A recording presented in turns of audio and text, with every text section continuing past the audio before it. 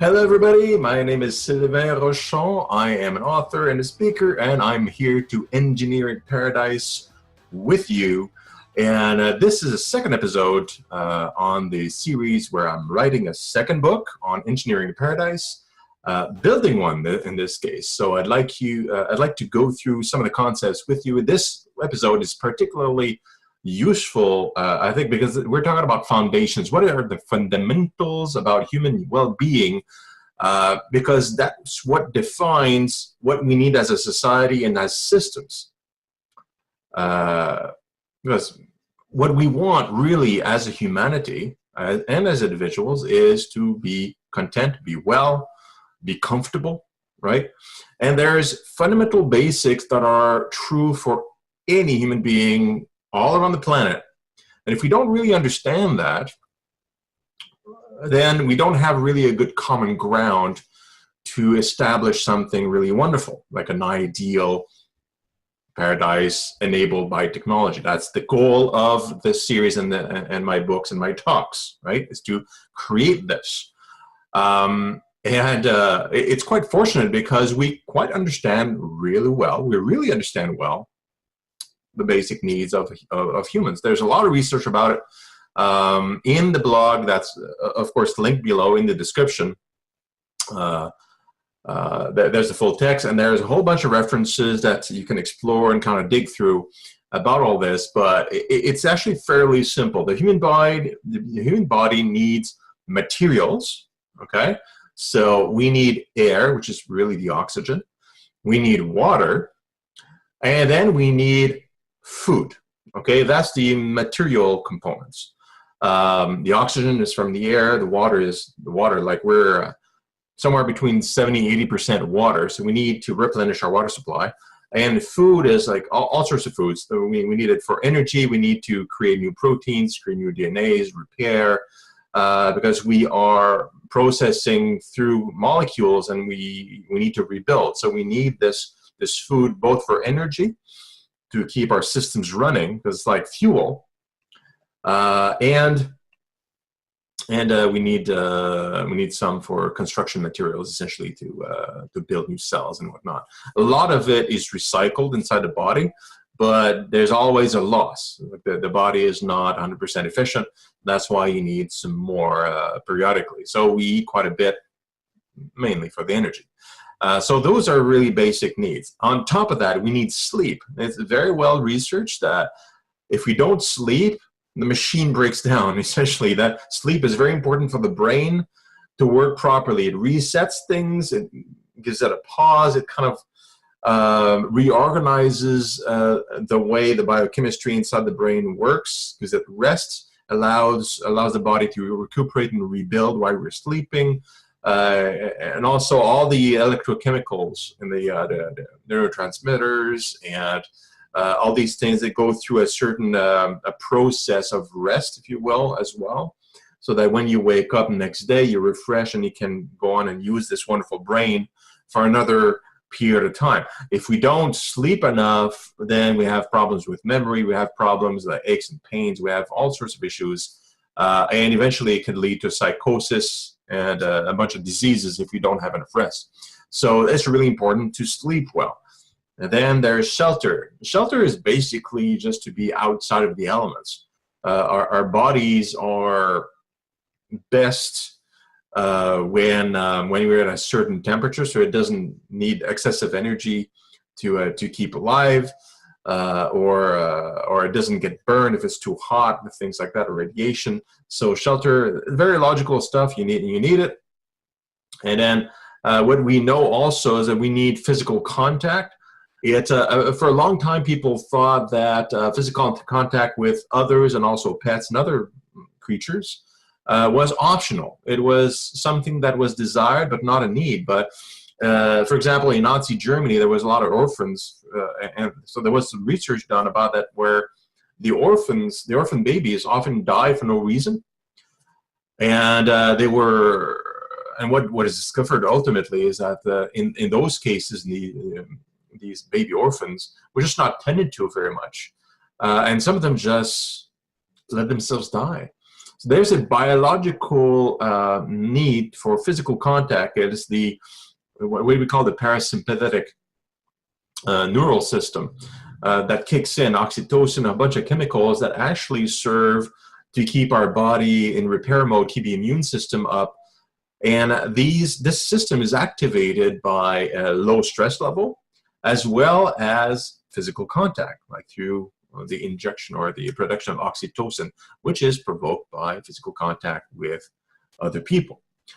So even though adults may not let themselves die per se like babies do when they have absolutely no contact with anything, but it does cause some imbalances in the high blood pressure and a whole bunch of physiological effects that are quite nasty. So we need to be communal. We need to live with others and or also animals, which also serve as a supplement or as a substitute. So that's really important. It's a biological thing. And of course, I mentioned that we need low stress levels. Because then again, like talking about the sympathetic and the parasympathetic neural systems, the parasympathetic system will regenerate, create health, and let us rest. And that's your vacation time kind of feel, your well-being. You just feel comfortable. That's this system kind of going, and this is they're supposed to be your standard way of living. But when you feel stressed because you're forced to do something, or you're looking for food because you don't have enough, you're worried about money, your boss is criticizing you, you have all these stresses all around you, then that kicks in the sympathetic neural system. And this is a bunch of chemicals, including cortisol, that and adrenaline and all these things that help you it kicks in the fight or flight reaction, essentially. So it helps your body to flee very quickly. Unfortunately, what it does is that it like puts your body into this state where you can get away from danger, if you will. But most times when we feel stressed, it's not because your life is in danger. It's just because of fear and some social effects and things that are just stress because of life, because you have to go to work Monday morning, things like that. And it's fairly frequent. And having those chemicals in the body in a constant way causes a lot of damage, sleep deprivation, you name it, like high blood pressure, heart conditions, cancer. But the lowered immune system has the opposite effect of the parasympathetic neural system. But the issue with the sympathetic neural system is that it won't help you get away if a bear is attacking you. It actually makes you chill and relaxed, low stress, right? So one is great for survival, which is like supposed to be very sharp and very periodic events, and there's no problem if it's periodic.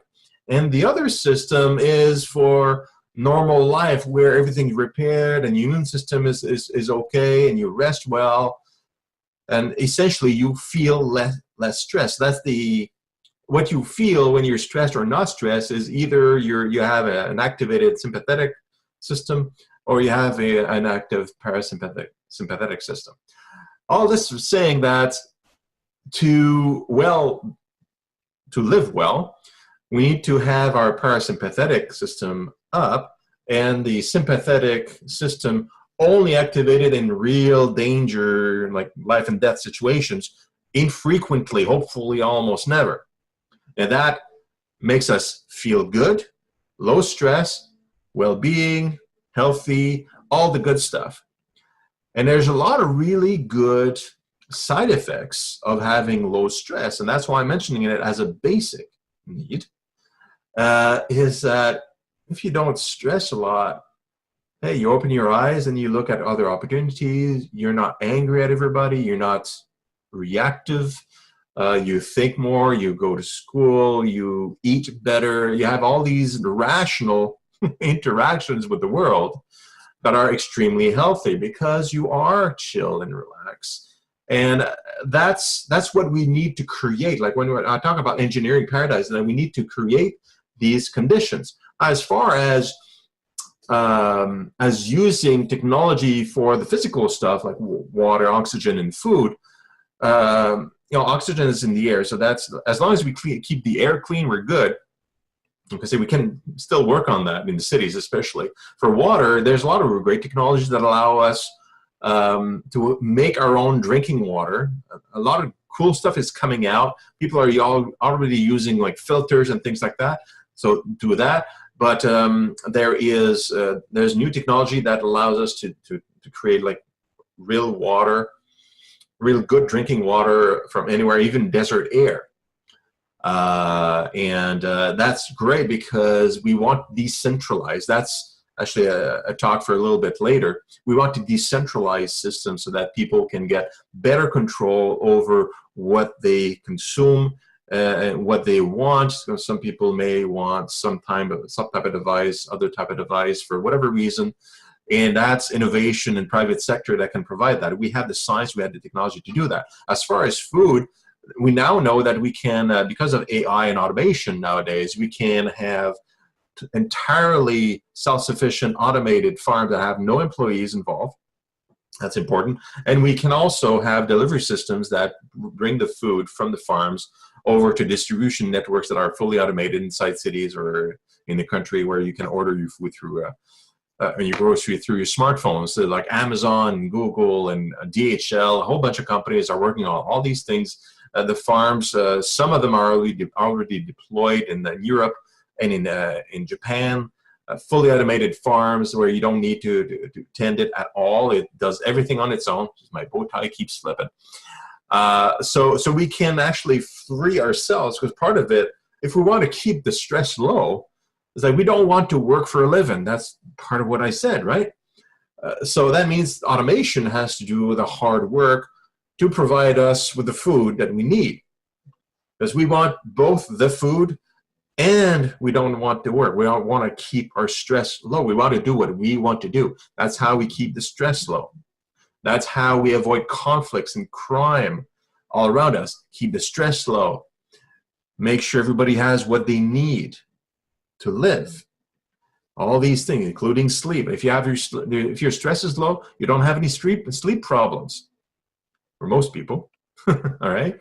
And you're probably more likely, well, actually, you are more likely to have physical contact with others because you have time to be community-centric, enjoy sports, you know, have girlfriends, boyfriends, whatever you need, or a pet, and so you can have physical contact and just naturally kind of calmly enjoy your life.